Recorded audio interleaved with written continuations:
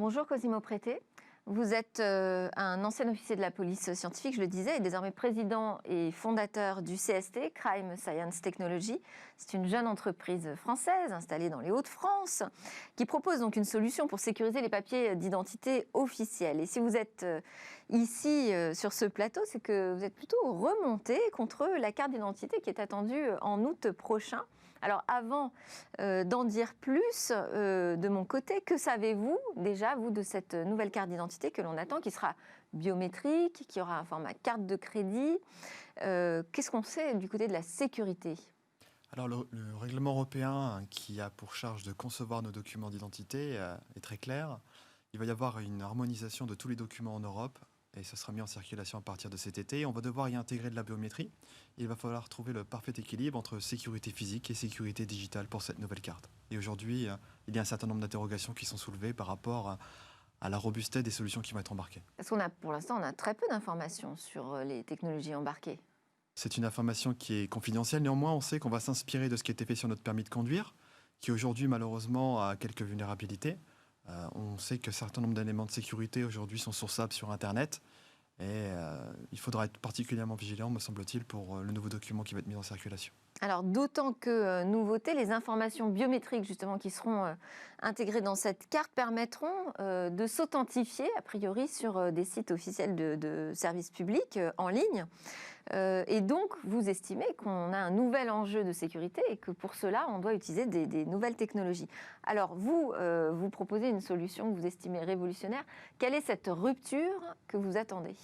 Alors, il y a un point qui est important. Cette solution, c'est pas moi qui dis qu'elle est révolutionnaire. Je pense notamment aux experts du département d'État des États-Unis ou encore le Canada, qui dit que la technologie est fascinante.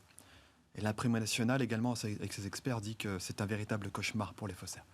Aujourd'hui, l'attendu est très simple. Cette technologie, en moins de 5 secondes, va être authentifiée par n'importe quel policier ou citoyen à l'œil nu.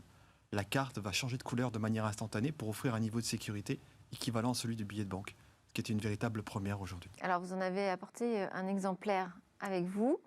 Vous pouvez nous faire une démonstration? Alors, très brièvement, en fin de compte, le document, vous voyez... Alors, le plus haut possible, voilà. Le document, aujourd'hui, il apparaît bleu et instantanément, il va changer de couleur. Il va passer du bleu au rouge, le code couleur de la République. Mais ça aurait pu très bien être le vert, par exemple.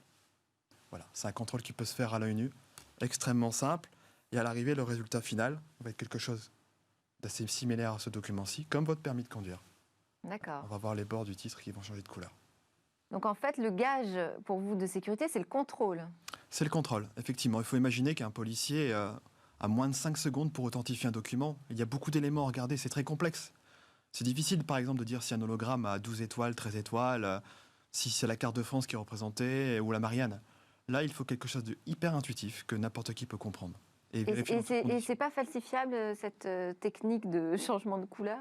Parce que ça semble assez basique, justement, quand vous le présentez. Effectivement, c'est la simplicité de contrôle. Néanmoins, c'est ça le Graal, c'est de pouvoir associer la simplicité de contrôle avec une ingénierie moléculaire extrêmement complexe qui n'est pas à la portée des faussaires. Vous pouvez nous en dire davantage? Oui, bien sûr. Sur la techno, ouais. En fait, ce qui se passe, c'est que dès la conception du document, le plus en amont possible, en amont de la chaîne de fabrication, on va intégrer nos molécules extrêmement complexes lors de la fabrication de la matrice de la carte.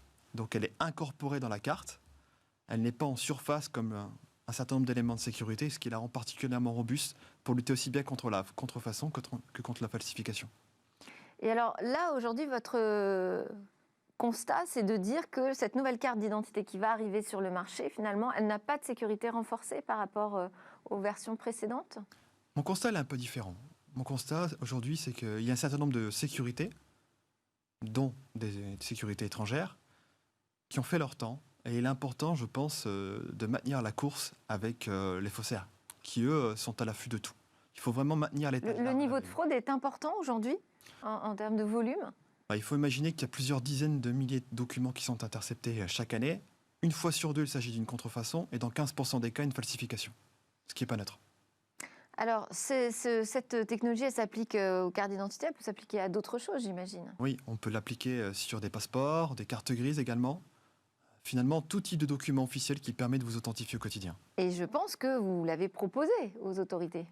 Elle a été proposée aux autorités dans différents pays, aussi bien en Europe qu'aux États-Unis, voire même en Asie, par des intégrateurs. Certains d'eux nous font déjà confiance. Ils les ont intégrés. Qui l'utilisent aujourd'hui? Aujourd'hui, des pays en Europe, des voisins, que je ne peux pas nommer pour des raisons de confidentialité, mais également des pays aux États-Unis et aussi en Asie. Confidentialité parce que c'est pas encore totalement finalisé? C'est pas que c'est pas finalisé, c'est que ça va être mis en circulation là, dès le début d'année, en même temps que notre carte d'identité française. D'où l'importance de ce challenge de maintenir l'état de l'art. Et alors, donc, ce qui vous a un peu énervé, et c'est pourquoi vous êtes là, c'est que finalement, vous avez constaté qu'il n'y avait pas eu d'appel d'offres sur la technologie de sécurité de la nouvelle carte. C'est pas tant l'histoire de l'appel d'offres. Aujourd'hui, on noue des dialogues fructueux avec des gouvernements extrêmement importants, qu'il s'agisse de l'Allemagne qui nous fait déjà confiance, ou encore les États-Unis, le Canada également. Et je m'étonne de ne pas avoir eu ce même dialogue avec notre gouvernement et notre administration. En tout cas, pas encore. Que vous connaissez bien pourtant, puisque vous en êtes issu. Oui. J'ai eu le privilège de pouvoir Ça travailler permet à pas d'ouvrir Beauvau. des portes, ça. Il semblerait que pour le moment, nous n'ayons pas toute l'écoute. Qu'est-ce que vous appelez le meilleur niveau de sécurité? À quoi ça correspond quand on parle d'un papier officiel?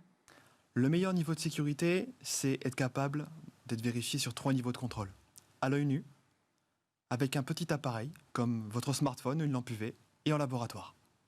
Et aujourd'hui, on est une des seules technologies à être contrôlable sur ces 3 niveaux de sécurité simultanément. Et c'est d'autant plus important que c'est une réglementation établie par l'ICAO, qui est l'instance qui sert de référence sur laquelle tous nos documents d'identité sont construits, qui fait l'état de l'art une fois tous les 3 ans et qui a identifié notre technologie comme une poignée de technologies dans le monde, vraiment en termes d'excellence pour ce niveau de contrôle. On a l'équivalent aujourd'hui à l'international C'est-à-dire de technologies de sécurisation de papier officiel qui sont différentes de celles qu'on a aujourd'hui en Europe ou en France?